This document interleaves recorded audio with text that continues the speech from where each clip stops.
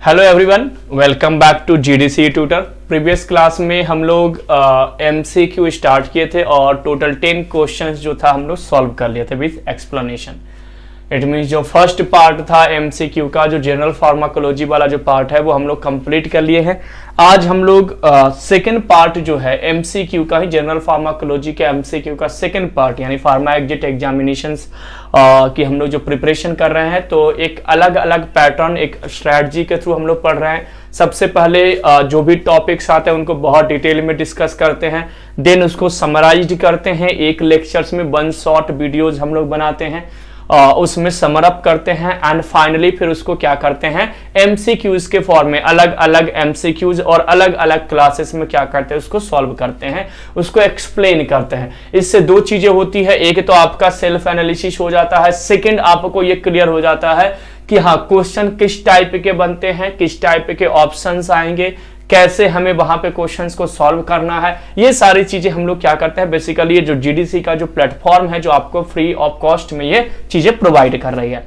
No doubt अगर आपने हमारी जो स्ट्रैटेजी जो हम लोगों ने आपके लिए तैयार किया है, हमारी टीम ने जो आपके लिए तैयार किया है, अगर इस पे आप काम करोगे तो नो डाउट आपका जो एग्जिट एग्जामिनेशंस ही नहीं, इवन अगर कोई other pharma competitive examinations D pharma से रिलेटेड होते ही है तो भी आपको ये क्या करेंगे स्टूडेंट, काम करेंगे। मतलब यही कॉन्सेप्ट आपको वहां पर भी क्या करना है, अप्लाई करना है।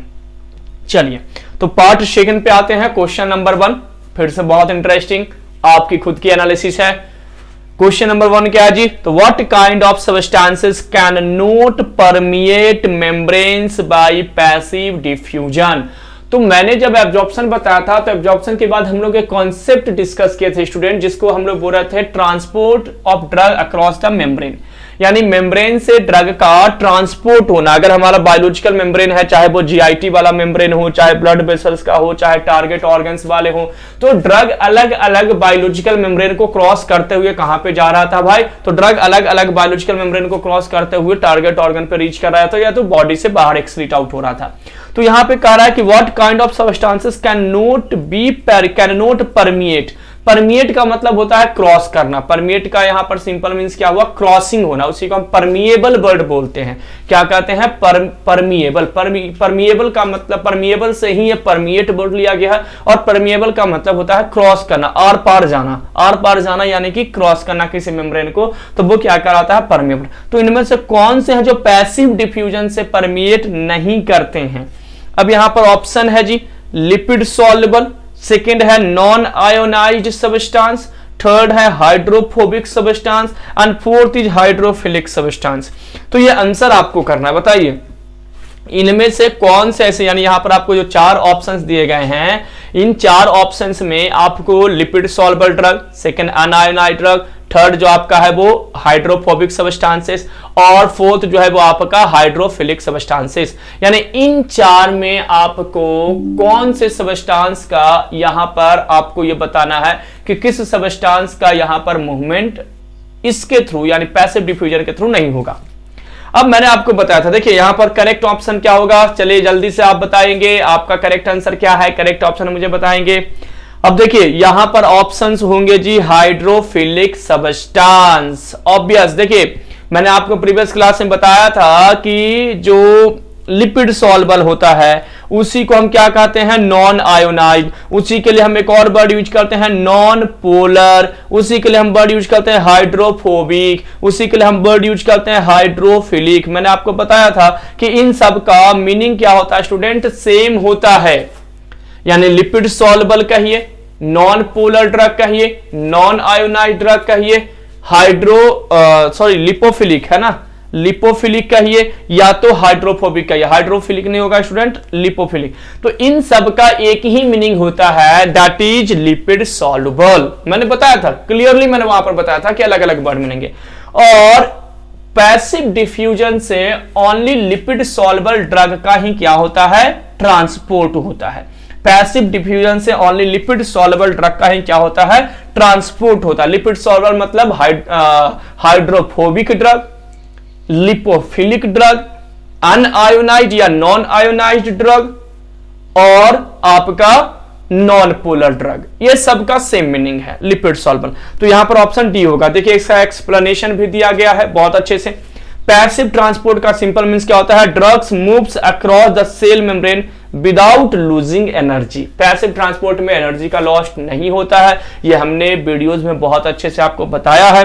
सेकंड है cellular membrane are often composed of phospholipid bilayer. हमारे जो सेल मेम्ब्रेन होते हैं वो बाइलेयर फॉस्फोलिपिड के बने होते हैं। मैंने आपको बताया था हेड वाला रीजन जो होता है वो हाइड्रोफिलिक होता है, जो टेल वाला रीजन होते हैं वो हाइड्रोफोबिक होता है, जो यहां पर एक्सप्लेन किया गया है कि ये क्या है भाई, तो ये वाटर सॉल्युबल होते हैं और ये वाला जो पार्ट होता है वो क्या होता है, लिपिड सॉल्युबल होता है। अब कोई मॉलिक्यूल्स अगर यहां से यहां ट्रांसपोर्ट करना चाहता है तो अगर वो वाटर सॉल्युबल मॉलिक्यूल है तो वो ट्रांसपोर्ट नहीं कर पाएगा, क्योंकि बीच में क्या है, लिपिड का बाइलेयर है। फ्लूइड मोजेक मॉडल आपने पढ़ा होगा, एक मॉडल है फ्लूइड मोजेक मॉडल, है ना, ये हमारे सेल मेम्ब्रेन से रिलेटेड है। क्लियर हो गया। तो डिफ्यूजन में क्या होता है भाई, तो लिपिड सॉल्युबल अगर मॉलिक्यूल्स है तो इजीली क्या कर जाएगा, इसको क्रॉस कर जाएगा। मैंने बताया था कि अगर जो मछलियां होती है तालाब में उसको क्रॉस करने के किसी के लिए नाव की जरूरत नहीं होती है, लेकिन अगर हम तालाब समंदर नदी को क्रॉस करना चाहते हैं तो हमें क्या चाहिए भाई, तो हमें सहारा लेनी होती है। किस चीज की सहारा लेनी होती है, तो नाव की। तो यहां पर फैसिलिटेटेड डिफ्यूजन में क्या बताया है कि फैसिलिटेटेड डिफ्यूजन में आपको क्या मिलेगा, हाइड्रोफिलिक सब्सटेंस जो है वो क्रॉस करेंगे, जबकि लिपिड सॉल्युबल सब्सटेंस ओनली कहां पर करेंगे, डिफ्यूजन वाले में। तो वही कॉन्सेप्ट यहां पर दिया गया है जो मैंने आपको बहुत डिटेल में पढ़ाया था। क्या कह रहा है, because of this lipid soluble substances can diffuse passively through the membrane. इसी कारण से lipid soluble substance passively move कर जाता है, क्योंकि ये जो लेयर है वो क्या है, लिपिड का है जी। तो लिपिड लिपिड में क्या हो जाएगा, इजिली सॉल्युबल हो जाएगा और उसको क्रॉस कर जाएगा। नेक्स्ट है hydrophobic molecules can move passively across a membrane, है ना। तो क्या कह रहा है, तो because of the nature of phospholipid both non-ionized and hydrophobic molecule can move possibly across the membrane। अब है however hydrophilic are unable to passively diffuse the membrane। इस कारण से हाइड्रोफिलिक जो है वो पैसिवली मूव नहीं कर सकता है, वो फैसिलिटेटेड का सहारा लेगा। This is because the polar head of the phospholipid face both the extracellular fluid and the interior of the cell. Hydrophilic molecules will either be attracted or repelled by the polar head of the phospholipid, making it difficult for them to diffuse across the membrane of the other side। मैंने आपको बताया था कि जो cell membrane होता है वो lipid का बाइलेयर्स है इसमें, इसलिए लिपिड सॉल्युबल ड्रग ही क्या कर सकते हैं, क्रॉस कर सकते हैं। वाटर सॉल्युबल ड्रग वहां पर रिपेल हो जाएगा, वो बाहर आ जाएगा, वहां पे क्रॉस नहीं कर पाएगा। फैसिलिटेटेड डिफ्यूजन वगैरह से आप बेसिकली कर सकते हो हाइड्रोफिलिक सब्सटेंस को, जो हम लोग डिटेल में पढ़े थे। तो यहां पर ऑप्शन डी क्या होगा जी, करेक्ट आंसर होगा कि हाइड्रोफिलिक सब्सटेंस को आप पैसिवली परमिएट नहीं कर सकते। और वो पूछा था कि कौन नहीं कर सकता है, इसलिए आंसर यहां पर क्या होगा, हाइड्रोफिलिक होगा। क्लियर होगा कॉन्सेप्ट, ऐसे क्वेश्चन आएंगे तो सॉल्व हो जाएंगे। नेक्स्ट क्वेश्चन है, biotransformation of the drug may lead to all of the following except. यहां पे एक्सेप्ट पूछ रहा है। बायो ट्रांसफॉर्मेशन का मतलब होता है ड्रग का मेटाबॉलिज्म। ड्रग का मेटाबॉलिज्म का सिंपल मींस मैंने आपको क्या बताया था स्टूडेंट, एक minute student. Biotransformation of the drug may lead to all of the following except. Sorry student, थोड़ा सा प्रॉब्लम आ गया था, टेक्निकल इशू आ गए थे, उस कारण से ये वाला क्वेश्चन छूट गया था, है ना। तो इस क्वेश्चन को देखते हैं। Biotransformation of the drugs may lead to all of the following except, यानी जो ड्रग का मेटाबॉलिज्म है इनमें से सबको फॉलो करता है, कोई एक छोड़ करके। फर्स्ट ऑप्शन है inactive metabolite from an active drug, यानी बायो ट्रांसफॉर्मेशन जो होता है यानी ड्रग का जो मेटाबॉलिज्म होता है वो क्या करता है, इनएक्टिव मेटाबोलाइट को एक्टिव ड्रग में कन्वर्ट करता है। सेकंड, एक्टिव मेटाबोलाइट को एक्टिव ड्रग में कन्वर्ट करता है।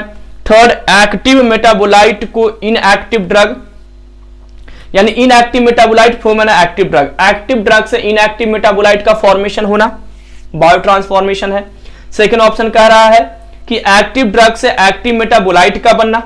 थर्ड कह रहा है इनएक्टिव ड्रग से एक्टिव मेटाबोलाइट का बनना, और एक कह रहा है इनएक्टिव ड्रग से इनएक्टिव मेटाबोलाइट का बनना।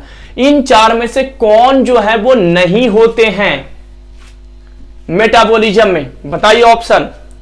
तो मैंने आपको मेटाबॉलिज्म वाले कॉन्सेप्ट में बताया था उस समय कि ड्रग क्या होता है, मेटाबॉलिज्म का मतलब क्या होता है, लिपिड सॉल्युबल ड्रग को वाटर सॉल्युबल में कन्वर्ट करना। उसके बाद मैंने बताया था कि एक्चुअली ये करते क्या है, तो उस समय भी मैंने क्लियर किया था कि क्या करते हैं, तो एक्टिव ड्रग से एक्टिव मेटाबोलाइट बनाना, इनएक्टिव यानी प्रो ड्रग से एक्टिव मेटाबोलाइट बनाना, और थर्ड एक्टिव ड्रग को इनएक्टिव करना, यानी एक्टिव ड्रग से इनएक्टिव मेटाबोलाइट बनाना।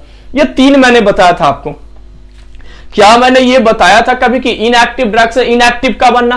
कभी नहीं, ये मेटाबॉलिज्म का पार्ट नहीं है। इनएक्टिव ड्रग से एक्टिव ड्रग का बनना मेटाबॉलिज्म का पार्ट है, यानी इनएक्टिव ड्रग यानी प्रो ड्रग से एक्टिव ड्रग का बनना ये मेटाबॉलिज्म का पार्ट है। लेकिन वो पार्ट नहीं है जी, वो पार्ट नहीं है कि इनएक्टिव से इनएक्टिव का बनना। तो यहां पर ऑप्शन क्या हो जाएगा, तो option D here is the correct answer, क्योंकि वो एक्सेप्शन पूछ रहा था। क्या पूछ रहा था स्टूडेंट? वो एक्सेप्शन पूछ रहा था, इसलिए यहां पर आपका आंसर क्या होगा, तो inactive metabolite from inactive drug, यानी इनएक्टिव ड्रग से इनएक्टिव मेटाबॉलिज्म का फॉर्मेशन ये मेटाबॉलिज्म नहीं करता है, बायो ट्रांसफॉर्मेशन नहीं करता है। क्लियर हो गया? बाकी ये तीनों काम वो करते हैं, ऑप्शन ए बी सी तीनों ये क्या करते हैं। इसका एक्सप्लेनेशन है कि क्या करता है, तो देखिए यहां पे बताया गया है कि एक्टिव ड्रग से एक्टिव मेटाबोलाइट बनाना, इनएक्टिव यानी प्रो ड्रग से एक्टिव मेटाबोलाइट बनाना, और एक्टिव ड्रग से इनएक्टिव मेटाबोलाइट करना। यही तो आपका क्या है जी, बायो ट्रांसफॉर्मेशन है, यही आपका क्या है, मेटाबॉलिज्म है। क्लियर? चलिए अब आते हैं नेक्स्ट कॉन्सेप्ट पर, क्वेश्चंस पर। Next question is student, all of the following are general mechanism of drug permeation except, all of the following are general mechanism of drug permeation, इनमें से सबके सब ड्रग को परमिएट करने के लिए, क्रॉस करवाने का जनरल मैकेनिज्म है, एक्सेप्ट किसको छोड़कर। फिर से यहां पर एक्सेप्शन, क्वेश्चन पढ़ने टाइम पे ध्यान रखेंगे आप लोग कि वो एक्सेप्शन पूछ रहा है या नहीं पूछ रहा है। अगर एक्सेप्शन पूछ रहा है तो फिर आपको यह कॉन्सेप्ट अप्लाई करना पड़ेगा। All of the following are general mechanism of drug permeation except, किसको छोड़कर। तो यहां पर पहला ऑप्शन है aqueous diffusion, aqueous hydrolysis, lipid diffusion and pinocytosis और एंडोसाइटोसिस। बताइए क्या होगा इनमें से जनरल मैकेनिज्म ड्रग के परमिएशन को लेकर के कौन नहीं है, ये क्लियर कीजिए आप, कौन इनमें नहीं है बताइए। एक्वस डिफ्यूजन यानी डिफ्यूजन से रिलेटेड है। एक्वस हाइड्रोलिसिस, वाटर का ब्रेक डाउन करना, कहीं पर पढ़े हैं क्या? आई होप आपने कहीं पर नहीं पढ़ा होगा। लिपिड डिफ्यूजन आपने पढ़ा होगा, लिपिड सॉल्युबल ड्रग डिफ्यूज हो जाते हैं। पिनोसाइटोसिस भी पढ़े हैं और एक्वस डिफ्यूजन भी पढ़े हैं, यानी option be here is the correct answer for this question की ऑप्शन बी, यानी जो एक्वस हाइड्रोलिसिस है कहीं से भी ड्रग के मेटाबॉलिज्म से रिलेटेड कॉन्सेप्ट में, ड्रग के क्रॉसिंग से रिलेटेड, यानी ड्रग अक्रॉस द मेम्ब्रेन से रिलेटेड कहीं पर भी यह कॉन्सेप्ट हाइड्रोलिसिस का हम लोगों ने डिस्कस नहीं किए हैं। Hydrolysis is the part of metabolism phase 1 reaction. Phase 1 reaction metabolism में हाइड्रोलिसिस जरूर हम लोगों ने डिस्कस किए हैं, लेकिन ये डिस्कस नहीं किए हैं वहां पर कि वहां पर क्या होता है, आपका एक्वस हाइड्रोलिसिस होता है मेम्ब्रेन को क्रॉस कराने के लिए। तो हियर ये क्योंकि एक्सेप्शन पूछ रहा था, इसलिए यहां पर आंसर क्या होगा, एक्वस हाइड्रोलिसिस होगा। तो यहां पर एक्सप्लेनेशन दिया गया है स्टूडेंट, क्या एक्सप्लेनेशन, तो 3 ब्रॉड कैटेगरीज जो ड्रग का मैकेनिज्म ऑफ ड्रग एब्जॉर्प्शन में, तो पैसिव ट्रांसपोर्ट के through passive diffusion, pore transport, ion pair transport, facilitated mediated transport diffusion, active transport में प्राइमरी सेकेंडरी, सिम्पोर्ट एंटीपोर्ट। अच्छा ये सिम्पोर्ट एंटीपोर्ट क्या है जी, तो ये एक्चुअली जो प्रोटीन्स के थ्रू, कैरियर प्रोटीन्स के थ्रू जो ड्रग का ट्रांसपोर्ट करते हैं, तो ये 2 टाइप्स के होते हैं, एक होते हैं सिम्पोर्ट और एक होते हैं एंटीपोर्ट। ठीक है, यहां पर सिम्पोर्ट और एंटीपोर्ट दिया गया है। सिम्पोर्ट और यूनिपोर्ट बेसिकली होता है, मैं आपको बता दूं, इसको थोड़ा सा और अच्छे से हम समझते हैं। सिम्पोर्ट और सेकेंड टाइप होता है यूनिपोर्ट। यूनिपोर्ट का मतलब है कि ट्रांसपोर्ट, जैसे मान लो ये मेम्ब्रेन है और ये आपका कैरियर प्रोटीन है, नहीं दिख रहा है क्या, चलिए मैं यहां पर इसको और ब्रॉड करता हूं, है ना, ये आपका कैरियर प्रोटीन है। अब सपोज दैट कि कैरियर प्रोटीन से एक ही डायरेक्शन में ट्रांसपोर्ट हो रहा है, यानी एक केवल ट्रांसपोर्ट हो रहा है, तो उसको हम क्या कहते हैं, यूनिपोर्ट। सिम्पोर्ट का मतलब होता है कॉम्बिनेशन में, को ट्रांसपोर्ट होना ही को ट्रांसपोर्ट में आता है सिम्पोर्ट एक्चुअली, है ना। यहां पर एक को ट्रांसपोर्ट होते हैं। क्या होते हैं? को ट्रांसपोर्ट। एक होता है यूनिपोर्ट, एक होता है को ट्रांसपोर्ट। अब को ट्रांसपोर्ट का मतलब है कॉम्बिनेशन में। इसमें एक सिम्पोर्ट होता है कि सपोज दैट ये है एक कैरियर प्रोटीन्स और एक साथ दो मॉलिक्यूल्स एक ही डायरेक्शन में आ रहे हैं, उसको हम क्या बोलते हैं स्टूडेंट? सिम्पोर्ट। इसे हम क्या कहते हैं? सिम्पोर्ट। क्लियर? और अगर मान लो ये सेल मेम्ब्रेन है और ये प्लाज्मा प्रोटीन्स है और एक दूसरे के अपोजिट, एक इधर से इधर जा रहा है और एक इधर से इधर आ रहा है, यानी एक इधर आ रहा है और एक डायरेक्शन इधर है, तो इसको हम बोलते हैं एंटीपोड। यानी हमारा जो कैरियर प्रोटीन होता है स्टूडेंट, वो कैरियर प्रोटीन्स टू टाइप्स के होते हैं। एक होता है यूनिपोड, यानी एक ही ट्रांसपोर्ट कराएगा, चाहे आप अंदर से बाहर करवा लीजिए या बाहर से अंदर करवा लीजिए, एक ही टाइप के ट्रांसपोर्ट करेगा, तो वो कहलाता है यूनिपोड। सेकेंड टाइप मैंने बताया को ट्रांसपोर्ट, कॉम्बिनेशन में होते हैं। अगर दोनों सेम डायरेक्शन में जा रहे हैं, यानी एक ही डायरेक्शन में दो सबस्टेंस एक साथ मूव हो रहा है, क्रॉस कर रहा है, तो उसको हम कहते हैं सिम्पोड।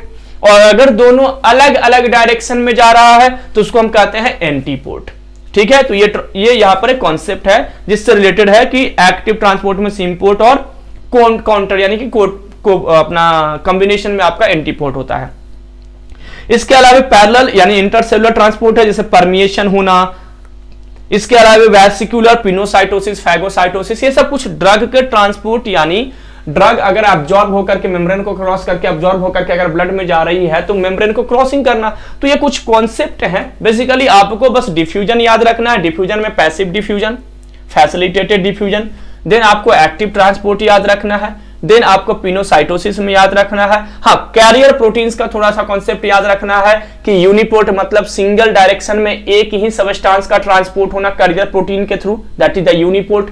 एंटीपोर्ट में को ट्रांसपोर्ट वाला कॉन्सेप्ट भी याद रखना है कि कॉम्बिनेशन में होंगे सेम डायरेक्शन में तो सिम्पोर्ट, अगर अपोजिट डायरेक्शन में दो मॉलिक्यूल ट्रांसपोर्ट हो रहे हैं दैट इज द एंटीपोर्ट। ये आपको इतना याद रखना, बाकी और ज्यादा डिटेल में आपको नहीं जाना है अभी एग्जिट एग्जामिनेशन लेवल पे। तो यहां पर इस कॉन्सेप्ट से यहां पर एक्वस हाइड्रोलिसिस, कहीं पर भी हाइड्रोलिसिस वर्ड आया क्या? नहीं। हाइड्रोलिसिस बेसिकली ड्रग के मेटाबॉलिज्म्स के लिए होते हैं। किसके लिए होते हैं? मेटाबॉलिज्म्स के लिए होते हैं। हाइड्रोलिसिस, ऑक्सीडेशन, रिडक्शन, साइक्लाइजेशन, डीसाइक्लाइजेशन, ये पांच हम लोग फेज 1 में रिएक्शन में पढ़े थे कि 5 फेज 1 का रिएक्शन है। नाम से क्वेश्चन आ जाता है कि which one of the phase 1 chemical reaction in drug metabolism, तो आपका आंसर यही याद रखना है, oxidation, reduction, hydrolysis, cyclization, डीसाइक्लाइजेशन।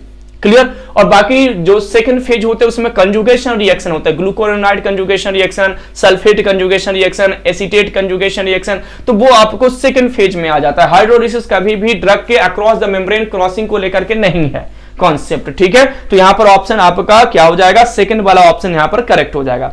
Come to the next question. Next question is which of the following is a phase 2 biotransformation reaction. देखिए अभी मैं आपको बता ही रहा था फेज 1 और फेज 2 रिएक्शंस के बारे में, अभी जस्ट मैंने डिक्टेट किया जी, डेमोन्स्ट्रेट किया। अब बताइए इनमें से जो आपके सामने दिए गए हैं क्वेश्चंस, उनमें से बताइए कि which of the following is a phase 2 biotransformation reaction. Phase 2 biotransformation reaction इनमें से कौन है? Sulphur oxide formation, nitro reduction, ester hydrolysis, sulphate conjugation. 4 option है, बताइए जल्दी से ऑप्शन आप अपना दीजिए, आंसर बताइए।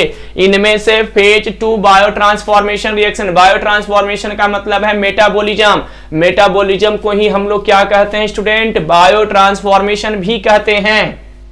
तो बताइए बायो ट्रांसफॉर्मेशन रिएक्शन इनमें से कौन है जी? फेज 2 का पूछ रहा है, फेज 1 का नहीं।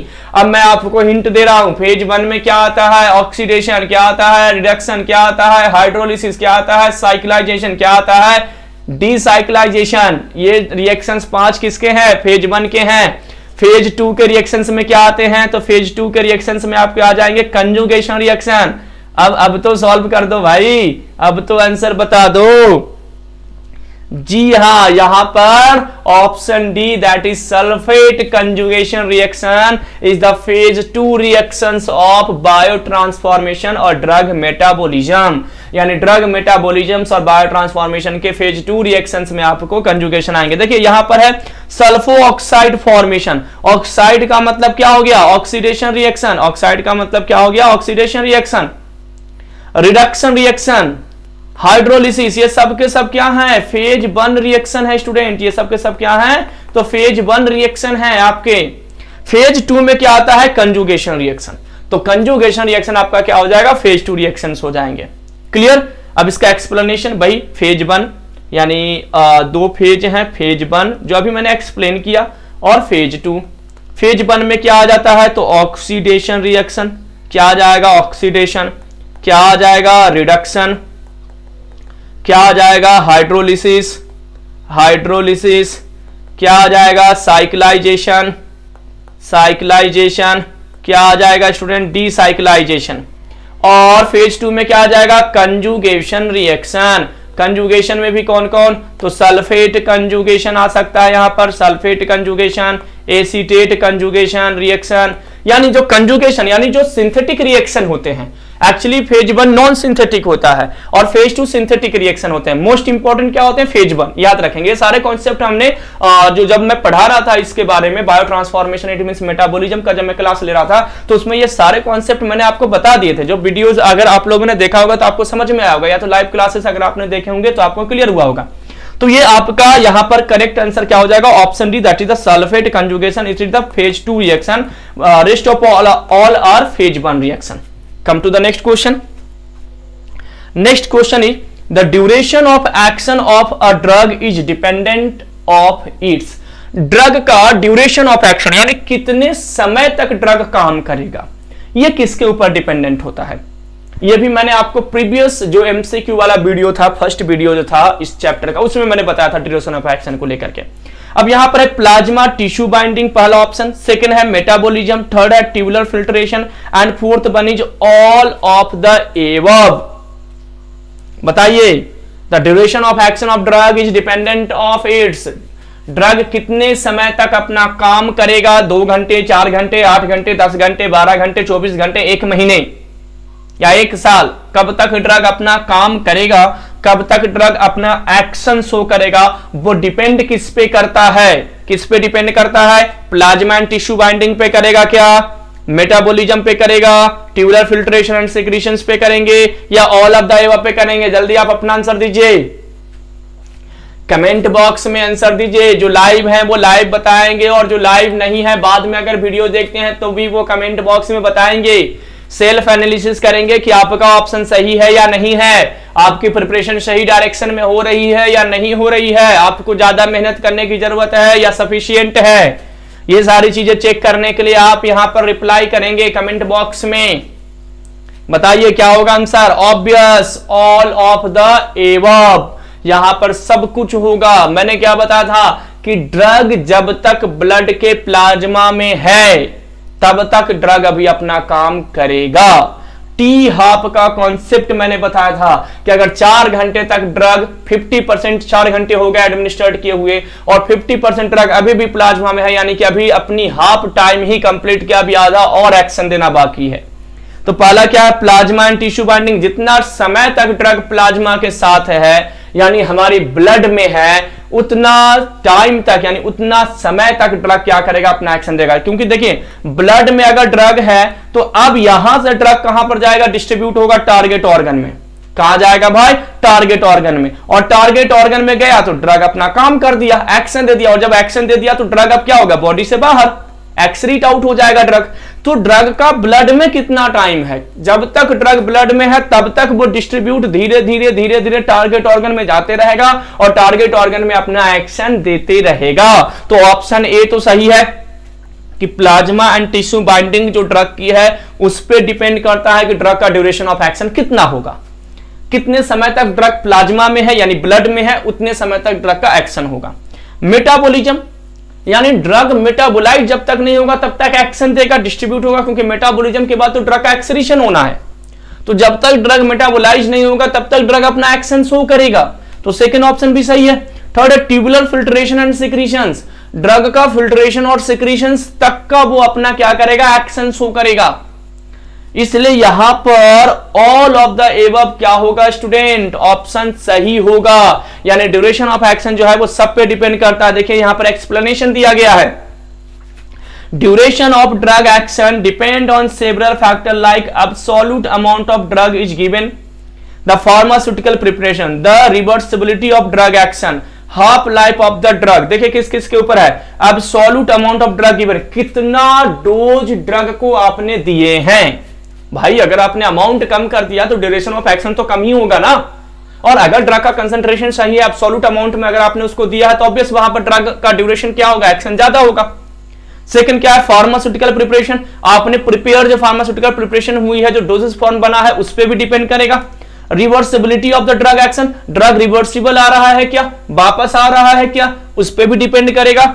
Half life of the T drug, यानी ड्रग कितने समय तक प्लाज्मा में है उस पर भी डिपेंड करता है।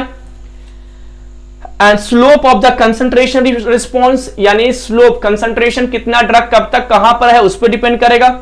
द एक्टिविटी ऑफ मेटाबोलाइट, यानी मेटाबोलाइट की एक्टिविटी क्या है, मेटाबॉलिज्म के बाद जो ड्रग मेटाबोलाइट बना है वो भी क्या एक्टिव है, अगर एक्टिव है तो भी वो अपना एक्शन दे करके जाएगा।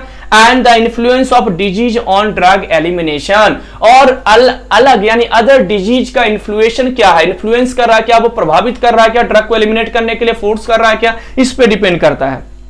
ये यहां पर दिया गया है। तो plasma drug concentration, onset of action शुरू हो गया, ये आपका ड्यूरेशन ऑफ एक्शन है। ये जो कर्व है बेल शेप में ये आपका क्या है, तो ये आपका ड्यूरेशन ऑफ एक्शन है। अब धीरे धीरे एक्शन टर्मिनेट हो रहा है, आगे समझ में, यानी हमने यहां से एक्शंस को, देखिए यहां से हमने, एक मिनट, यहां से हमने एक्शंस को स्टार्ट किया इस टाइप से, यहां पर एक्शन दे रहा है और अब धीरे धीरे टर्मिनेट हो गया। ये आपको एक ग्राफ के फॉर्म में चीजों को बताया गया है। चलिए, तो वो वाले क्वेश्चन भी आपके क्या हो गए होंगे, अच्छे से सॉल्व हो गए होंगे। Come to the next question.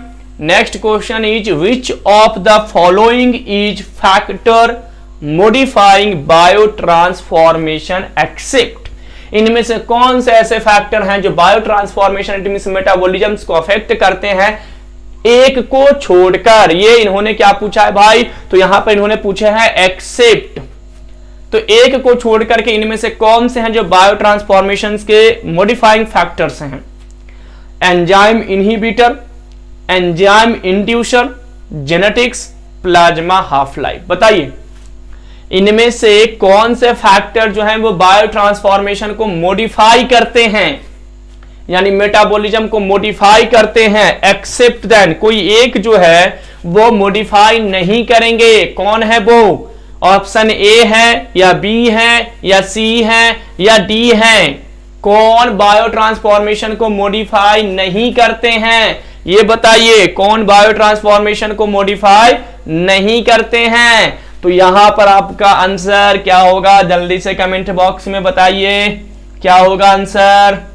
Yes, plasma half life. क्या होगा स्टूडेंट, प्लाज्मा हाफ लाइफ। देखिए एंजाइम इनहिबिटर्स, जो एंजाइम ड्रग के मेटाबॉलिज्म करा रहे हैं, C/P450 enzyme, mono amino oxygenase enzyme, अगर हमने उस एंजाइम को ही इनहिबिट कर दिया, यानी जो ड्रग को मेटाबोलाइट कर रहा था, मेटाबॉलिज्म कर रहा था, हमने उस एंजाइम को ही इनहिबिट कर दिया, रोक दिया, तो क्या वो मेटाबॉलिज्म होगा, नहीं।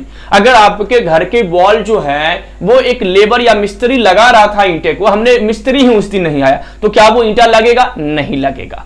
तो यहां पर एंजाइम ही ड्रग को मेटाबोलाइट कर रहा था, मेटाबोलाइज कर रहा था, वो एंजाइम ही नहीं है, तो क्या मेटाबॉलिज्म होगा, नहीं। यानी ये अफेक्ट करेगा, ऑब्वियस, तो ऑप्शन ए तो अफेक्ट करेगा जी। सेकेंड ऑप्शन क्या कह रहा है, एंजाइम इंड्यूसर, यानी जो एंजाइम ड्रग की मेटाबॉलिज्म करवाते हैं, बायो ट्रांसफॉर्मेशन करते हैं, उसको हमने प्रमोट कर दिया, उसको प्रमोट किया, यानी उनको पोटेंसी दे दिया। ऑब्वियस वो पोटेंसी देंगे तो रेट ऑफ रिएक्शन को बढ़ा देगा, यानी ये भी अफेक्ट करेगा। तो एंजाइम इनहिबिटर मेटाबॉलिज्म को कम कर देगा, एंजाइम इंड्यूसर मेटाबॉलिज्म को बढ़ा देगा। थर्ड है जेनेटिक्स, जेनेटिक्स फैक्टर भी होते हैं, मैंने आपको बताया था कि जेनेटिक्स फैक्टर भी बहुत सारे लोगों में होता है, जिस कारण से क्या होते हैं, तो ड्रग का मेटाबॉलिज्म पे इंपैक्ट पड़ता है। प्लाज्मा हाफ लाइफ से मेटाबॉलिज्म का कोई फर्क नहीं है।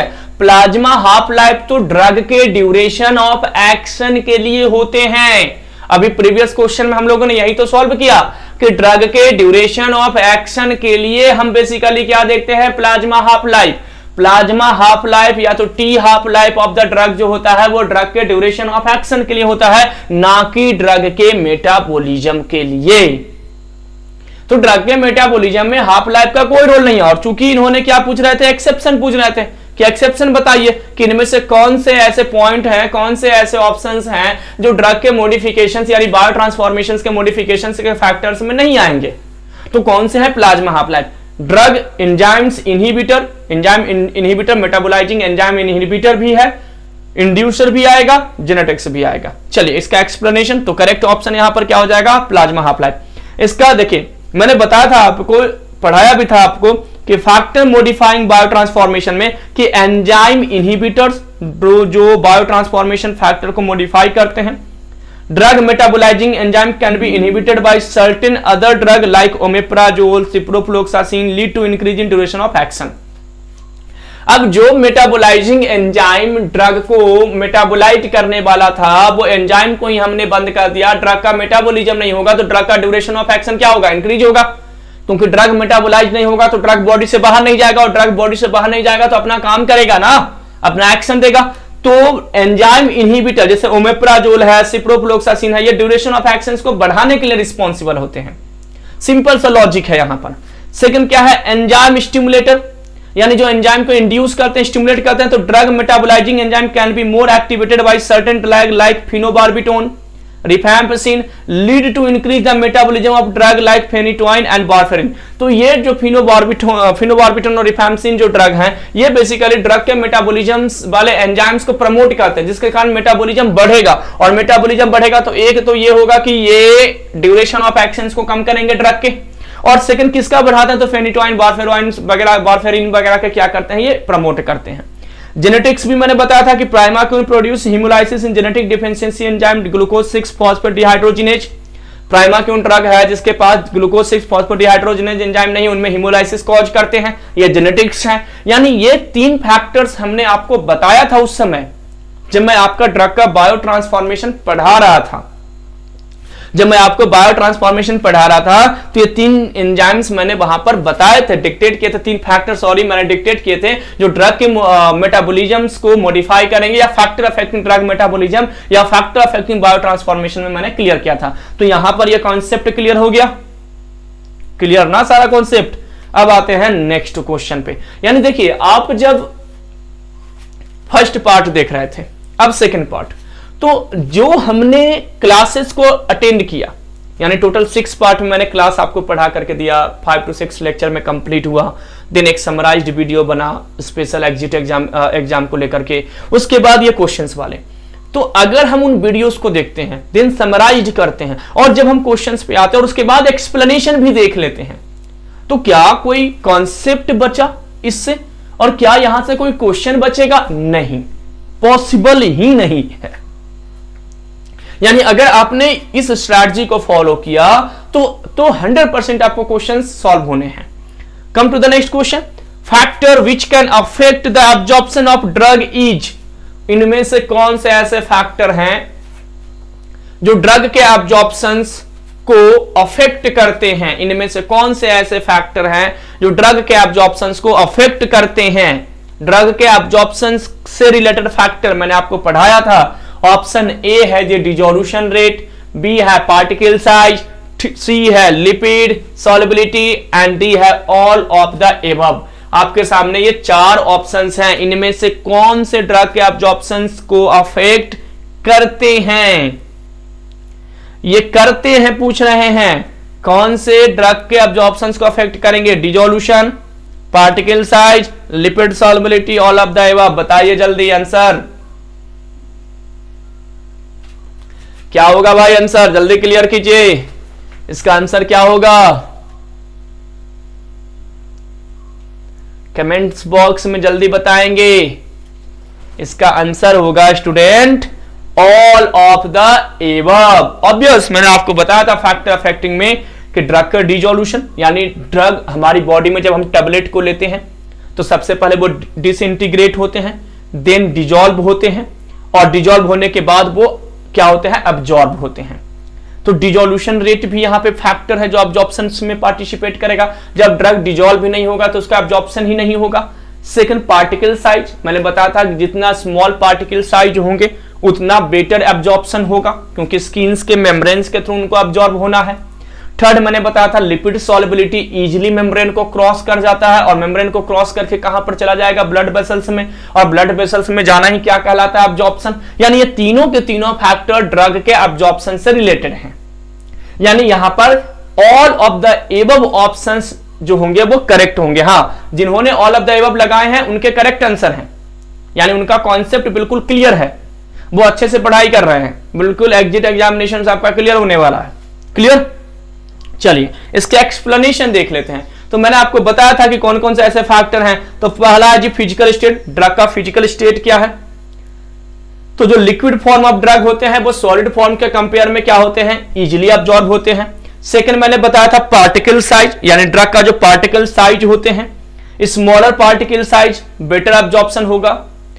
Concentration, high concentrated drug easily absorb हो जाएगा क्योंकि डिफ्यूजन वहां पे कॉन्सेप्ट अप्लाई होगा। Solubility, lipid soluble drug are easily absorbed in compare to water soluble drug, यानी ड्रग की लिपिड सॉल्युबिलिटी अच्छी है तो इजीली अब्जॉर्ब हो जाएगा। वाटर सॉल्युबल वाले ड्रग इजीली अब्जॉर्ब नहीं होते हैं। अब्जॉर्बिंग सरफेस एरिया, जितना अच्छा सरफेस एरिया, जितना बड़ा, जितना लार्ज सरफेस एरिया उतना अच्छा absorption. PH of drug, drug की पीएच यानी एसिडिक पीएच है तो स्टमक से अब्जॉर्ब होगा, बेसिक पीएच है तो इंटेस्टाइन से अब्जॉर्ब होगा, और जो ड्रग इंटेस्टाइन से अब्जॉर्ब होते हैं वो ज्यादा अब्जॉर्ब होते हैं क्योंकि वहां पर सरफेस एरिया ज्यादा होती है। आयोनाइजेशन, अनआयोनाइज्ड ड्रग का मतलब होता है लिपिड सॉल्युबल, तो अनआयोनाइज्ड ड्रग क्या होते हैं, ज्यादा यानी इजीली अब्जॉर्ब हो जाते हैं, फास्ट रेट से अब्जॉर्ब होते हैं as compare to ionised drug. तो यहां पर कुछ फैक्टर्स मैंने बताया था जो अब्जॉर्प्शंस को इंपैक्ट करते हैं, अब्जॉर्प्शंस को अफेक्ट करते हैं, और यही वो सारे फैक्टर बताए थे। यानी यही वो फैक्टर्स हैं जो अब्जॉर्प्शंस को क्या करेंगे स्टूडेंट, तो अब्जॉर्प्शंस को वहां पर अफेक्ट करेंगे। Physical state, particle size, concentration, solubility, absorbing surface, pH of drug and ionization of drug. चलिए तो ये भी एक्सप्लेनेशन आई होप आपको समझ में आया होगा। Come to the next question. Next question is the clearance of drug means. Clearance of drug means, clearance का मतलब क्या है, ये आपका एक्सक्रीशन के बाद का कॉन्सेप्ट है ना। हम लोग जब एडीएमई पढ़ रहे थे तो एक्सक्रीशन के बाद मैंने क्लियरेंस का मतलब बताया था। तो क्लियरेंस ऑफ ड्रग का मतलब पहला ऑप्शन है volume of plasma which is cleared of drug in unit of time. Second option amount of drug excreted in urine. Third option is amount of drug metabolizing in unit of time. And last option that is the all of the above. बताइए, comment कीजिए, थोड़ा सा सोचिए, बताइए कि क्या होगा answer. The clearance of drug means क्या होगा, volume of plasma which is cleared of drug in unit of time. Clearance का मतलब पूछ रहा है स्टूडेंट, और क्लियरेंस मिलता जुलता क्या है, कॉन्सेप्ट है ड्रग के एक्सक्रीशन से। और मैंने आपको बताया था उस समय, थोड़ा सा हिंट कर रहा हूं, अब आप लोग सॉल्व कर लोगे क्वेश्चन, है ना, और सॉल्व कर भी रहे हैं बहुत सारे। तो मैंने आपको बताया था कि क्लियरेंस एक एक्सक्रीशन है, यानी ड्रग एक्सक्रीट हो रहा है, और क्लियरेंस मतलब क्लियर हो गया, ड्रग बॉडी से चला गया। बॉडी से जाने का मतलब ड्रग ब्लड वेसल्स यानी ब्लड से चला गया। ड्रग ब्लड से अगर चला गया इट मींस ड्रग का क्या हो गया, मेटाबॉलिज्म्स। ड्रग अलग, ब्लड अगर ब्लड से चला गया इट मींस ड्रग का क्या हो गया है, सॉरी ड्रग का हो गया क्लियरेंस। मेटाबॉलिज्म नहीं होगा स्टूडेंट, क्या होगा, क्लियरेंस होगा। ड्रग अगर ब्लड से चला गया यानी ड्रग का क्या हो गया, क्लियरेंस हो गया। तो देखिए यहां पर ऑप्शन, फर्स्ट ऑप्शन ही है जी, volume of plasma which is cleared of drug in unit time, यानी 4 घंटे बाद, 8 घंटे बाद, 10 मिनट बाद, 15 मिनट बाद, 15 घंटे के बाद अब ड्रग ब्लड में नहीं है, इट मींस ड्रग का टोटल क्लियरेंस हो गया। ड्रग का क्या हो गया, टोटल क्लियरेंस। क्लियर हो गया कॉन्सेप्ट। तो amount of drug excreted in urine, ये नहीं होगा option. Amount of drug metabolised in unit time, अगर मैं बात करूं तो नहीं होगा। ऑल ऑफ द अबव तो यहां पर होगा ही नहीं। तो आंसर यहां पर क्या है, तो volume of plasma which is cleared of drug in unit of time. एक यूनिट ऑफ टाइम में 1 घंटे बाद, 4 घंटे बाद, 8 घंटे बाद, 5 घंटे बाद ड्रग अगर ब्लड से चला गया, ब्लड मतलब यहां पर प्लाज्मा है, प्लाज्मा से अगर ड्रग चला गया इट मींस ड्रग का क्या हो गया, क्लियरेंस, यानी ड्रग का हो गया टोटल क्लियरेंस। अगर टोटल ड्रग प्लाज्मा से बाहर यानी ड्रग की टोटल क्लियरेंस हो गई। ठीक है, तो ये आपका कॉन्सेप्ट है जी, आंसर है इसका। सिंपल सा एक्सप्लेनेशन यहां पर है, clearance is equal to the rate at which drug is removed from plasma. Clearance is equal to the rate at which a drug is removed from plasma. वो rate, जिस rate से plasma से drug बाहर जा रहा है वो clearance का टोटल रेट है। ठीक है, तो drug is removed from plasma divided by concentration of the drug in the plasma. यानी अगर ड्रग का आपको क्लियरेंस फाइंड आउट करना है स्टूडेंट, क्या फाइंड आउट करना है, clearance.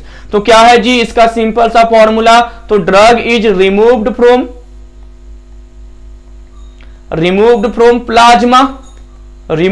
Plasma upon concentration of drug in the plasma, concentration of drug in the plasma, concentration of drug in the plasma.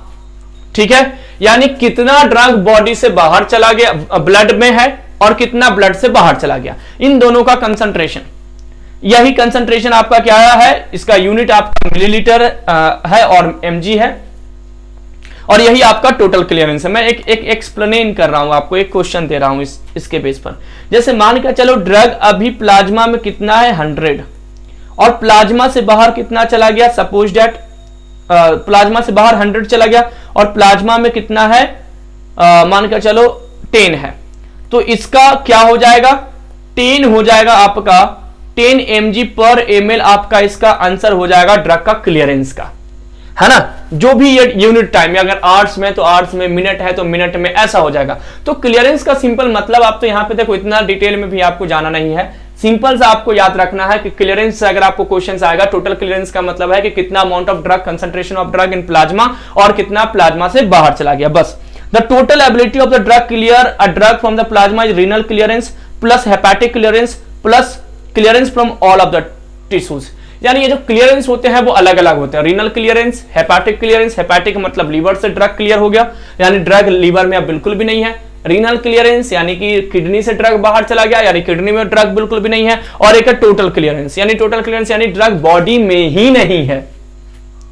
तो अलग अलग क्लियरेंस है। सिंपल सा आपको लॉजिक समझना है, क्लियरेंस का मतलब है कि कितना अमाउंट ऑफ ड्रग जो है वो प्लाज्मा में अभी बना हुआ है और कितना अमाउंट ऑफ ड्रग प्लाज्मा से बाहर। यानी 100 mg अगर हमने टैबलेट खाया तो 20 mg अगर अभी प्लाज्मा में है और 80 mg अगर ड्रग बाहर चला गया है, तो आपको क्या करना है, 80/20 करके 40 आपको यहां पर क्या हो जाएगा, 4 आपका यहां पर क्या हो जाएगा, आंसर हो जाएगा कि 4 mg पर डेसीलीटर यहां पे अभी ड्रग पर मिलीलीटर आपका ड्रग अभी भी क्या है, क्लियरेंस है उसका। ठीक है, तो ये आपका एक्सप्लेनेशन है। चलिए नेक्स्ट क्वेश्चन पे आते हैं। Half life does not dependent on. Half life का कॉन्सेप्ट मैंने आपको बताया था कि ड्रग का हाफ लाइफ होता है, और हाफ लाइफ क्या है कि 1 घंटे, 4 घंटे, 5 घंटे के बाद, यानी ड्रग कब 50% प्लाज्मा में है। हो सकता है बहुत सारे ड्रग 1 मिनट में ही 50% प्लाज्मा में हो और बाकी 50% चला गया टारगेट ऑर्गन में। हो सकता है कुछ ड्रग 1 घंटे तक रहे, कुछ 10 घंटे तक रहे, कुछ 20 घंटे तक रहे, कुछ डे में रहे, ऐसे भी ड्रग्स हैं। तो यहां पर हाफ लाइफ पूछा जा रहा है कि half life does not dependent on, does not पूछ रहा है, किसके ऊपर डिपेंडेंट नहीं होते हैं, biotransformation, time of drug absorption, concentration of drug in plasma और rate of drug elimination. Answer दीजिए, हाफ लाइफ किसके ऊपर डिपेंडेंट नहीं होते हैं, biotransformation, time of drug absorption, concentration of drug in plasma, rate of drug elimination. किसके ऊपर half life does dependent नहीं होते हैं, बताइए इसका आंसर दीजिए। थोड़ा सा फास्ट करेंगे, वैसे भी मैं थोड़ा फास्ट ही कर रहा हूं, है ना। तो इसका बताएंगे स्टूडेंट क्या होगा इसका आंसर।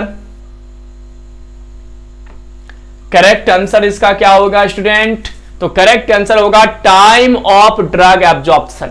देखिए एब्जॉर्प्शन से मतलब ही नहीं है टी हाफ को। टी हाफ तो तब हम फाइंड आउट करेंगे जब ड्रग हमारा कहां पर आ गया, ब्लड में आ गया। पूरी ड्रग अगर ब्लड में आ गई है तब हम इसका फाइंड आउट करना शुरू करेंगे कि 100% ड्रग हमारा ब्लड में आ गया। तो half life does not dependent on time of drug absorption. तो किसके ऊपर डिपेंडेंट है? बायो ट्रांसफॉर्मेशन यानी मेटाबॉलिज्म रेट क्या है ड्रग का, कितना ड्रग प्लाज्मा में है, ये भी है। रेट ऑफ ड्रग एलिमिनेशन, किस रेट से ड्रग बॉडी से बाहर जा रहा है, ये भी हाफ लाइफ का ही पार्ट है। एब्जॉर्प्शन नहीं है जी। यहां पर देखिए दिया गया है सिंपल सा explanation, the half life of drug is the time taken for the plasma concentration of a drug to reduce to half its original value. यानी जो भी ड्रग का ओरिजिनल वैल्यू प्लाज्मा में गया, मान लो 50 mg गया, तो उसका 50% अगर प्लाज्मा में अभी बना हुआ है तो वो उस टाइम में उस ड्रग का टी हाफ है। क्लियर? यानी कि 50 mg यानी 50 mg ड्रग ब्लड प्लाज्मा में है, 25 mg 1 घंटे के बाद ब्लड प्लाज्मा में बना हुआ है, तो उस ड्रग की टी हाफ क्या हो गई? 1 आवर्स, यानी 1 घंटे बाद 25 mg अभी भी बनी हुई है। इसी को टी हाफ कहते हैं। Half life is used to estimate how long it takes for drug to be remove from the your body. T half हम इसलिए फाइंड आउट करते हैं कि ये ड्रग आपकी बॉडी में कब तक रहेगा, कब तक रहेगा पहला पार्ट, या कितने समय के बाद बॉडी से बाहर चला जाएगा दूसरा पार्ट। इन चीजों को फाइंड आउट करने के लिए हम टी हाफ निकालते हैं। अगर 4 घंटे बाद भी ड्रग अभी प्लाज्मा में 50% प्रेजेंट है, यानी ये ड्रग 8 घंटे हमारी बॉडी में रहेगी। क्लियर हुआ पॉइंट? यानी 8 घंटे के बाद ही ड्रग बॉडी से रिमूव्ड होगा। कब तक रहेगा? तो 8 घंटे तक रहेगा। कितने टाइम के बाद रिमूव्ड होगा? तो 8 घंटे के बाद रिमूव्ड होगा। यानी टी हाफ से बेसिकली हम ये फाइंड आउट करते हैं, ये एस्टिमेट करते हैं कि ड्रग कितने टाइम तक हमारी बॉडीज के अंदर में रहेगी। सेकेंड पार्ट, कौन कौन से फैक्टर अफेक्ट करेंगे? तो वॉल्यूम ऑफ डिस्ट्रीब्यूशन, ड्रग की वॉल्यूम ऑफ डिस्ट्रीब्यूशन क्या है? जितना फास्ट वॉल्यूम ऑफ डिस्ट्रीब्यूशन होगा उतना कम ड्रग का टी हाफ होगा। यानी volume of distribution is inversely proportional to T half. Volume of distribution का मतलब क्या हो गया? ड्रग जो है वो डिस्ट्रीब्यूट होकर के किसी ऑर्गन में चला गया, यानी ब्लड से बाहर चला गया ना। और ड्रग अगर ब्लड से बाहर चला गया इट मींस क्या हो गया? तो ड्रग की टी हाफ कम हो गई। तो टी हाफ का पहला फैक्टर समझ में आ गया, वॉल्यूम ऑफ डिस्ट्रीब्यूशन। सेकेंड है प्लाज्मा प्रोटीन बाइंडिंग, जितना समय तक ड्रग प्लाज्मा प्रोटीन से बाइंड करेगा उतना ज्यादा टी हाफ होगा, यानी ये डायरेक्टली प्रोपोर्शनल होंगे।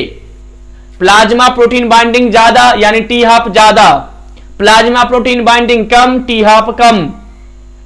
वॉल्यूम ऑफ डिस्ट्रीब्यूशन ज्यादा, टी हाफ कम, वॉल्यूम ऑफ डिस्ट्रीब्यूशन कम, टी हाफ ज्यादा। क्लियर?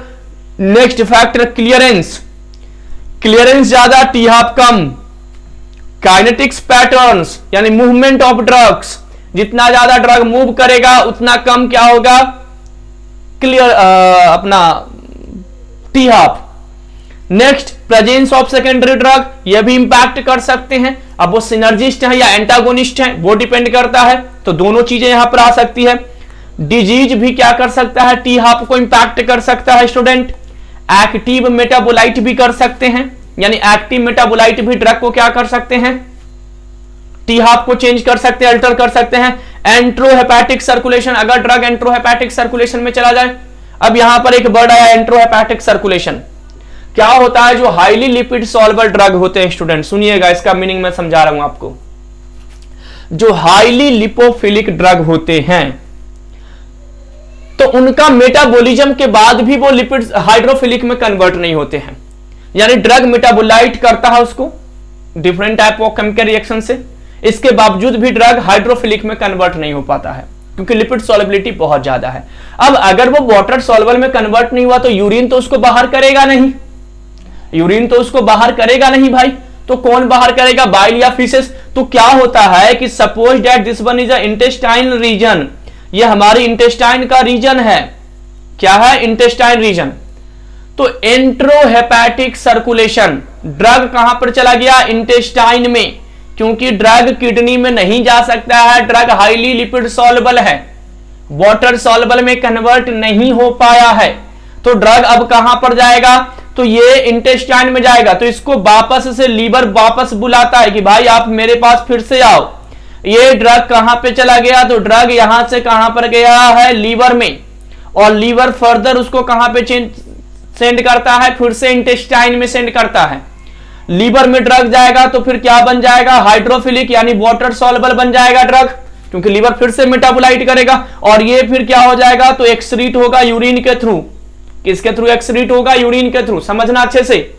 इस सर्कुलेशन को यानी इंटेस्टाइन से लीवर, लीवर से इंटेस्टाइन, इंटेस्टाइन से लीवर, लीवर से इंटेस्टाइन जो सर्कुलेशन हो रहा है स्टूडेंट, इसी को हम कहते हैं इंट्रोहेपैटिक सर्कुलेशन। इंट्रो मतलब इंटेस्टाइन, हेपैटिक मतलब लीवर, और सर्कुलेशन का मतलब हुआ मूवमेंट। इंटेस्टाइन से लीवर में सर्कुलेशन ड्रग का कंटिन्यूअसली होना क्या कहलाता है, एंट्रोहेपैटिक सर्कुलेशन कहलाता है।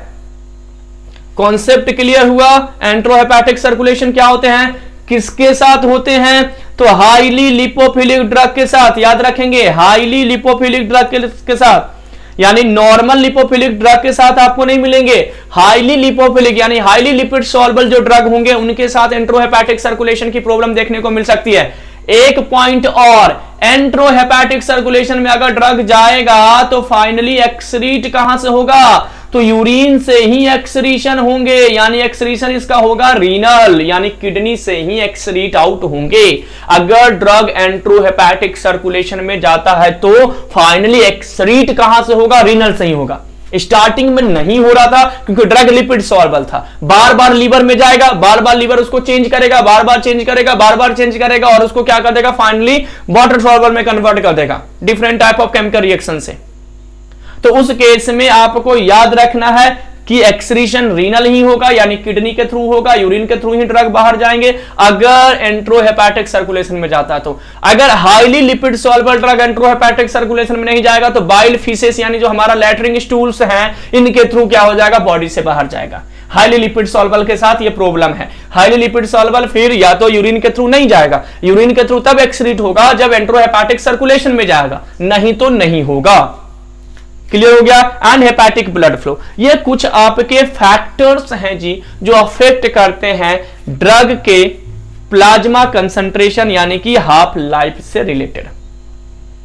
ठीक है, तो half life does not dependent on, तो ये सारे फैक्टर्स हम लोगों ने देख लिए। आईएस का कॉन्सेप्ट भी मैंने आपको बता दिया। आई होप आपको ये कॉन्सेप्ट भी क्या हो गए होंगे, क्लियर हो गए होंगे। चलिए तो आज के कॉन्सेप्ट का लास्ट वीडियो देखते हैं, sorry last question. What does the term bioavailability means? Bioavailability का मतलब क्या है, बायोअवेलेबिलिटी का सिंपल मतलब क्या है। अब ऑप्शंस आपके सामने है। फर्स्ट है plasma protein binding degree of substance. First क्या है student, plasma protein binding degree of substance. Second है permeability through the brain blood barrier, यानी ब्लड ब्रेन बैरियर भी इसको हम कहते हैं, triple B. Third, a fraction of an unchanged drug reaching the systemic circulation following any route of administration. Next option है amount of a substance in urine relative to the initial dose. अब बताइए जी initial dose, अब इसमें से बताइए कि कौन सा ऑप्शन सही होंगे, आंसर बताइए। बायो अवेलेबिलिटी बहुत अच्छे से मैंने बताया है आपको इसका कॉन्सेप्ट, बायो अवेलेबिलिटी के बारे में बहुत अच्छे से आपको एक्सप्लेन किया था और मैंने बताया था कि ये बहुत अच्छा और बहुत इंपॉर्टेंट कॉन्सेप्ट है। कहां बताया था, तो ये बताया था एब्जॉर्प्शन में। एब्जॉर्प्शन का जो वीडियो है शायद आपका फर्स्ट या तो सेकंड वीडियो, वहां पे मैंने बताया था आपको इनके बारे में। कौन सा ऑप्शन सही होगा कमेंट बॉक्स में बताइए। यहां पर होगा बायो अवेलेबिलिटी का option number C. Option C जो होगा स्टूडेंट वो करेक्ट एक्सप्लेनेशन होगा। बायो अवेलेबिलिटी का मतलब मैंने बताया था fraction amount of drug, fraction या तो अमाउंट, अमाउंट का ही हम क्या बोलते हैं फ्रैक्शन या तो कंसंट्रेशन कहते हैं। तो fractions of drug unchange drug, यानी ड्रग चेंज होकर के नहीं, अनचेंज ड्रग। जैसे मान लो हमने 100 mg टेबलेट खाया, उसमें से 50 mg ड्रग गया ब्लड में, तो ड्रग का बायो अवेलेबिलिटी 50% हुआ। अगर हमने 100 mg का टेबलेट खाया है और 30 mg ही ड्रग ब्लड में गया है तो उस ड्रग की बायो अवेलेबिलिटी ओनली 30% हुआ। यानी कितना कंसंट्रेशन या कितना परसेंट ऑफ ड्रग, फ्रैक्शन का मतलब परसेंट अमाउंट कंसंट्रेशन, मैंने आपको बताया था तो कितना percent of drug unchange form में, चेंज फॉर्म में नहीं, यानी जो नेचुरल ड्रग हमने खाया, नेचुरल का मतलब यहां पर सोर्स नेचुरल नहीं, यानी जो ओरिजिनल ड्रग हमने लिया वो ओरिजिनली ब्लड में कितना गया, यानी कितना परसेंट ड्रग का अब्जॉर्प्शन हुआ, वो ड्रग की बायो अवेलेबिलिटी कहलाती है। और मैंने बताया था कि 100% बायो अवेलेबिलिटी किसकी होती है, तो इंट्रावेनस रूट की होती है। किसकी होती है? इंट्रावेनस रूट की होती है। तो यहां पर क्या है जी, तो पहला ऑप्शन कह रहा था plasma protein binding degree of substance. नहीं भैया, इससे कोई मतलब ही नहीं है, प्लाज्मा प्रोटीन से हमें कोई मतलब नहीं है, ये तो टी हाफ वगैरह के लिए होते हैं, बायो अवेलेबिलिटी से इनको कोई मतलब नहीं है। Permeability through the brain blood, अरे ब्लड ब्रेन बैरियर से हमें क्या मतलब है? बायो अवेलेबिलिटी का तो मतलब होता है कि ब्लड में जाना, ब्लड ब्रेन बैरियर तो ब्रेन के अंदर जाने के लिए हो गया, तो ये भी कॉन्सेप्ट, ये भी इनकरेक्ट ऑप्शन है। Amount of substance, option C पे आते हैं, fraction of an unchange drug, unchanged है बेटा, अनचार्ज नहीं, अनचेंज्ड ड्रग है ना, इसको कर लेंगे अनचेंज्ड, अनचेंज्ड कर लेंगे, है ना, अनचेंज्ड कर लेंगे, उसको चेंज कर लेंगे। तो fraction of unchanged drug reaching the systemic circulation following any route of administration, किसी भी रूट ऑफ एडमिनिस्ट्रेशन से ड्रग ब्लड में रीच कर रहा है, फ्रैक्शन अमाउंट ऑफ ड्रग, कितना परसेंट ड्रग वहां पे रीच कर रहा है, that is the bioavailability. तो option C here the correct answer. Option D क्या कह रहा है? Amount of substance in urine relative to the, अरे यार ये भी नहीं होगा ना, ये तो एक्सक्रीशन से रिलेटेड है। तो option C here is the correct explanation for bio availability means. Clear? चलिए इसको एक्सप्लेन कर लेते हैं। मैंने आपको यह कॉन्सेप्ट बताया था, इसको हम लोगों ने क्या किया था, एक ग्राफ बताया था, ये आपका क्या है जी, एरिया अंडर कर्व, उसके ऊपर डिपेंडेंट होता है। मैंने आपको क्लियरली ये चीजें क्लियर किया था। क्या है बायो अवेलेबिलिटी का मतलब? तो the rate and extent of absorption of drug from a doses form, the rate and extent of absorption of drug from a doses form, ठीक है, administered by any route as determined by its concentration time curve in blood or its excretion। तो simple सा यहां पर इसका meaning बताया था। मैंने आपको बताया था कि सपोज दैट ये प्लाज्मा ड्रग कंसंट्रेशन है, मैक्सिमम ड्रग यहां पर ये अपना एक्शन दिया है, मैक्सिमम ड्रग का कंसंट्रेशन है।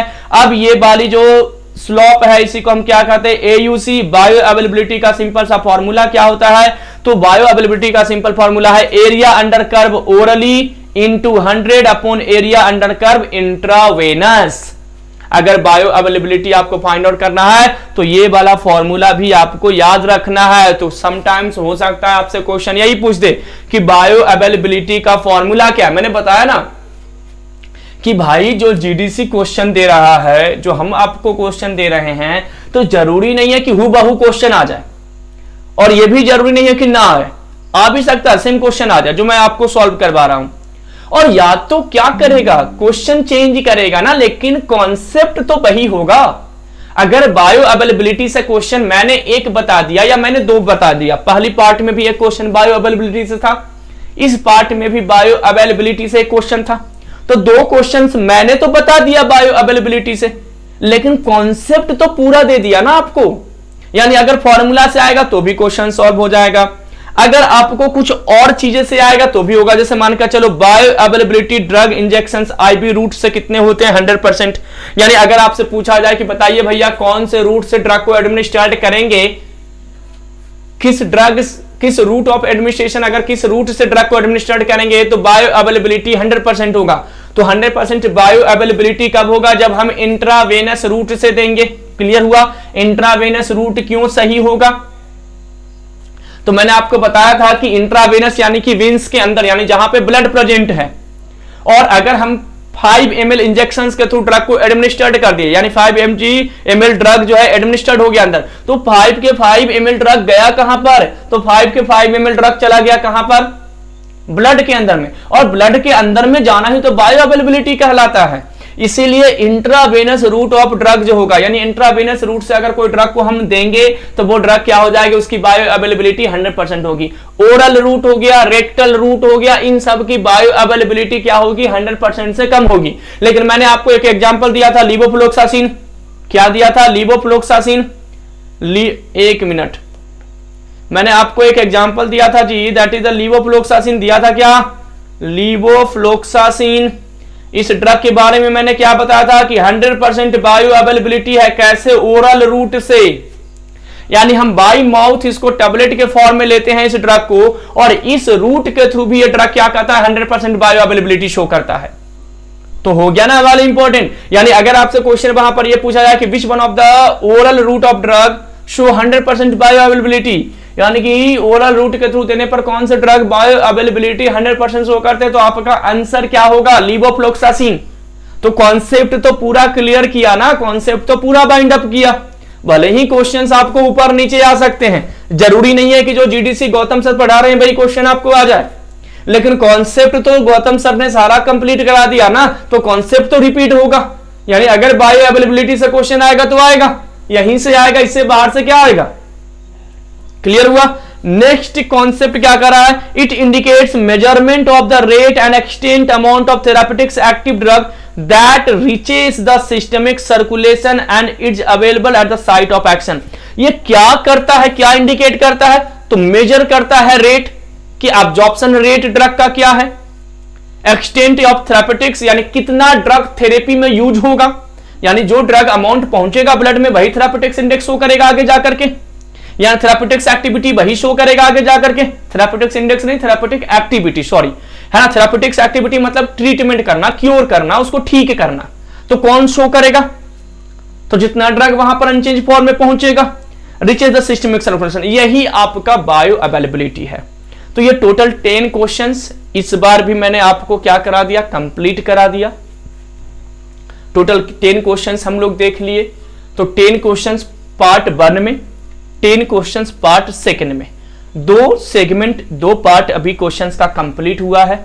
अभी एक पार्ट और कंप्लीट करेंगे, तब आपका जनरल फार्माकोलॉजी का जो यूनिट है वो यूनिट आपका क्या हो जाएगा?